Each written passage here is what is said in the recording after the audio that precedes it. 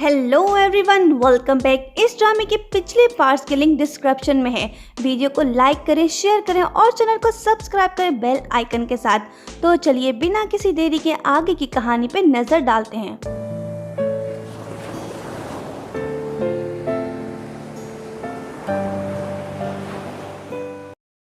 Classroom में हर कोई इंतजार कर रहा है। आज खास दिन है सबके लिए। दरअसल आज स्कूल सेमेस्टर एंड हो रहा है। टीचर के जाने के बाद स्टूडेंट्स खुशी से झूमते हैं, पर सोचने की बात यह है कि इनका स्कूल तो पहले से टेंशन फ्री था, फिर ये सब खुश क्यों हो रहे हैं। बहरहाल येजी और जूशन एक दूसरे से गले मिलते हैं, सब खुश होते हैं कि तभी डैनी उनके बीच आता है और कहता है कि इतने इमोशनल और जज्बाती मत बनो, तुम सब ग्रेजुएट नहीं हो गए हो, बस सेमेस्टर एंड हुआ है, मिलते हैं नेक्स्ट सेमेस्टर में। ये सुन के सब क्लासमेट्स उसे खौफनाक निगाहों से देखने लगते हैं, क्योंकि सब उसकी तरह पढ़ाई खोर नहीं है।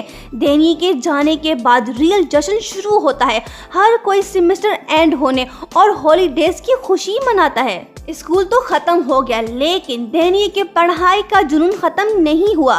वो हॉलीडेज में भी कोचिंग सेंटर में क्लास अटेंड करता है, पर ये खबर उसकी पुरानी आशिक शिनही को शायद पहले से मालूम थी। वो उससे पहले आके सीट पे बैठ जाती है और प्लानिंग के साथ डैनी के लिए बगल वाली सीट खाली रहती है। देखते हैं क्या शिनही कभी डैनी के प्यार को हासिल करने में कामयाब होगी या नहीं।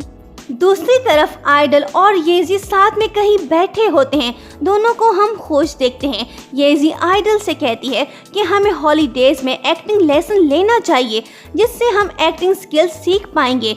आइडल को येजी का आइडिया पसंद आता है। वो भी एक्टिंग सीखना चाहता है ताकि फ्यूचर में कभी वो भी एक्टर बन सके। दूसरी तरफ शिनही अपने प्यार के बगल में बैठ के खुश है। वो बहाने से डैनी से बात करती है, पर डैनी का फोकस स्टडीज पर है। येजी और आइडल जाते हैं एक लेडी ब्यूटी ब्लॉग के पास एक्टिंग सीखने। येजी आइडल से ज्यादा एक्साइटेड है। वो लेडी दोनों को एक्टिंग के बारे में बताने लगती है और दो बेहतरीन स्क्रिप्ट्स उन दोनों को पकड़ा देती है और कहती है इसे अच्छे से पढ़ के एक्ट करके दिखाओ। स्क्रिप्ट मिलने के बाद येजी और आइडल को हम थोड़ा परेशान देखते हैं, क्योंकि उनको एक्टिंग करके दिखाना है। उसके बाद इमेजिनरी वर्ल्ड में दोनों मेहनत से स्क्रिप्ट पढ़ते हैं। स्क्रिप्ट के मुताबिक दोनों का ब्रेकअप हुआ है, लेकिन अब वो फिर से एक दूसरे से प्यार करने लगे हैं। आइडल कहता है मैं तुम्हारे लिए चांद सितारे तोड़ आऊंगा, देखना होगा रियल लाइफ में कब वो येजी के साथ अपनी फीलिंग्स शेयर करेगा। प्रेजेंट में आइडल सही से एक्टिंग नहीं कर पा रहा है, पर येजी अच्छा कर रही है। दूसरी तरफ सेंटर में डैनी शिनही की मैथ प्रॉब्लम सॉल्व करने में हेल्प करता है। क्लास एंड होने के बाद दोनों साथ वापस घर जा रहे होते हैं। शिनही उसे थैंक्स बोलती है, पर डैनी जवाब नहीं देता और थोड़ा आगे निकल जाता है। मतलब कि शिनही चाहे कितनी भी कोशिश करे, डैनी उसे कोई रिस्पॉन्स नहीं दे रहा है। उसके बाद नेक्स्ट सीन में हम देखते हैं कि शिनही और डैनी एक दूसरे से बातें कर रहे हैं। शिनही उसका दिल जीतने में कामयाब हुई है। दोनों साथ जा रहे होते हैं कि तभी शिनही डे ड्रीमिंग से जागती है और देखती है कि डैनी तो उससे आगे निकल चुका है और वो पीछे रह गई। एहसास होते ही वो फौरन भागती है उसकी तरफ। दूसरी तरफ येजी अपने पास्ट के बारे में बताती है कि जब वो 4 साल की थी तो उसके डैड ने उसकी मॉम को छोड़ दिया, जिसके बाद 14 साल की एज में उसकी मॉम की डेथ हो गई थी। जिसके बाद भाई ने उसे लुक आफ्टर किया। भाई बहुत मेहनत करता है ताकि हम सुकून से रह सकें। मैं खुश नसीब हूँ कि मुझे ऐसा भाई मिला जो मुझसे बहुत प्यार करता है, मुझे बहुत सपोर्ट करता है। हम एक बेड के अपार्टमेंट में रहते हैं। भाई सोफे पे सोता है ताकि मैं बेडरूम में सुकून से सो सकूं। हम रिच नहीं हैं, अच्छा खाना नहीं खा पाते, लेकिन फिर भी हम बहुत खुश हैं। दूसरी तरफ सुरेश रमेश वाटर गन से खेल रहे होते हैं। शिनही अब तक डैनी को फॉलो कर रही है। वो प्लान बना रही होती है कि कैसे डैनी से बात करे। वो अपनी साइकिल गिरा के भागती है डैनी के पास, ताकि इस बहाने से वो उससे बात करे और दूरियां मिट जाएं।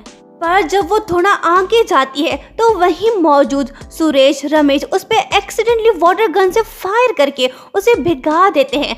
मतलब कि उसकी किस्मत ही खराब है। दूसरी तरफ आइडल अपने पास्ट के स्ट्रगल लाइफ के बारे में बताता है कि उसे यहाँ तक पहुँचने में बहुत से सेक्रीफाइसेस किए। येजी उसकी बातें सुनती है, मतलब कि दोनों की पास्ट लाइफ अच्छी नहीं थी। देन ये शिनी को घर ले जाता है और सॉरी बोलता है क्लासमेट्स की वजह से। येजी का ब्रदर आता है। देन ये उसे साइड में ले जाके समझाता है और शिनी के पूछने पे उसे अपना ब्रदर कहता है। दरअसल देन ये नहीं चाहता कि किसी को मालूम हो कि वो येजी के घर पे रह रहा है। दूसरी तरफ आइडल बिल आखिर येजी के साथ अपनी रियल फीलिंग शेयर करता है, उसे गर्लफ्रेंड बनने को कहता है और उससे प्यार का इजहार करता है। पर शिनी ही के तरह उसकी किस्मत भी कुछ ज्यादा अच्छी नहीं। येजी उसे कहती है, वाओ तुम तो इम्प्रूव हो रहे हो, क्या जबरदस्त एक्टिंग की है तुमने। मतलब कि आइडल के लव कन्फेक्शन को येजी ने एक्ट समझ लिया। दूसरी तरफ शिनी खुशफहमी का शिकार है कि वो डेनी के घर पे है। वो जाती है वॉशरूम ताकि मेकअप को ठीक करके खूबसूरत लगे।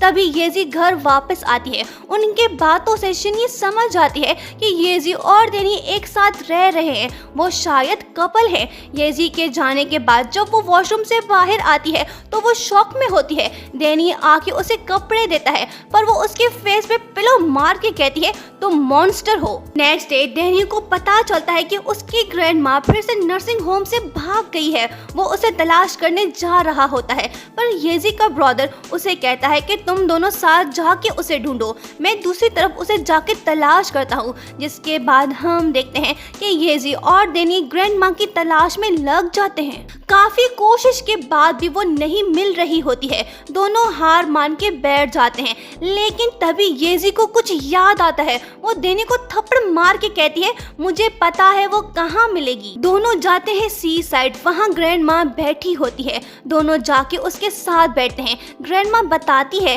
कि यही वो जगह है जहाँ उसके हस्बैंड ने उसे छोड़ा था।